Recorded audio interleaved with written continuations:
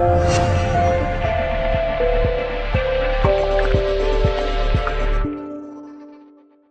au scénario plus sombre de Marc Toitier, à l'idée qu'un Grexit organisé serait possible. Je voudrais revenir à quelque chose qu'a dit Marc qui est intéressant, c'est l'idée d'aléa moral. Aujourd'hui, on est dans un monde où les banques centrales ont décidé que les marchés financiers ne pouvaient pas baisser.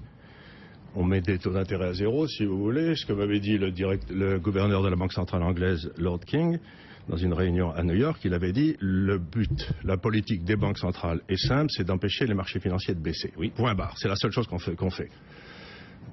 Fort bien. Mais ça veut dire quoi? Ça veut dire que vous repoussez le risque sans arrêt. Et quand le risque va se matérialiser, à force de ne pas vouloir prendre des petites claques à court terme, on va prendre une énorme claque à long terme. Mais quelque chose qui sera absolument gigantesque. Par exemple, vous me dites que la reprise démarre en Europe ou j'en sais rien. Tous les chiffres que je regarde aux États-Unis semblent indiquer que les États-Unis sont peut-être à la veille d'une récession. Pour l'Amérique, c'est particulier. Si les États-Unis rentrent en récession aujourd'hui, vous n'imaginez pas l'impact que ça va avoir sur le reste du monde. Parce que ça, c'est absolument inattendu. Ça veut dire que la politique monétaire des banques centrales, des taux zéro, de mettre de l'argent dans le système, etc. N'a plus d'effet. N'a jamais marché. Enfin, n'a jamais produit ce qu'on attendait. N'a jamais produit ce qu'on attendait. Donc, on est dans un système où les banques centrales sont en train d'échouer partout. Elles sont en train d'échouer, sauf dans les pays qui ont dévalué de façon absolument gigantesque.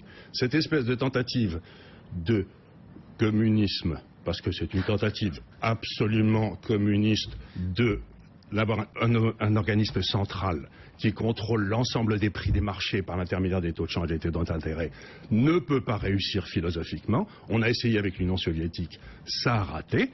On est dans un système de contrôle des marchés par les banques centrales qui va rater.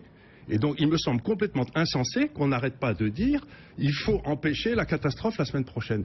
Mais la catastrophe, plus vous l'attendez, plus elle sera grave. Donc, selon il faut vous, un jour ou l'autre faire face à la réalité. Il faudrait admettre un clash aujourd'hui plutôt que d'afficher un accord. Il faut simplement retourner à des prix de marché. Il faut retourner. On n'a plus de prix de marché, ni pour les taux de change, ni pour les taux d'intérêt. Comment voulez-vous qu'un entrepreneur s'y retrouve? Non, mais que l'entrepreneur ait du mal à s'y retrouver et qu'effectivement, en effet, il ne peut pas y avoir de croissance sans les enrichissement par le marché qui n'irrigue pas l'économie. La réalité, c'est que vous avez deux sortes d'économistes. Les créationnistes, c'est-à-dire les keynésiens qui pensent qu'il y a un dieu tutélaire qui est gentil et qui crée de la richesse à partir de rien, et les darwiniens qui disent la création vient de l'entrepreneur. Nous sommes dans un monde totalement dominé par des créationnistes de nature religieuse.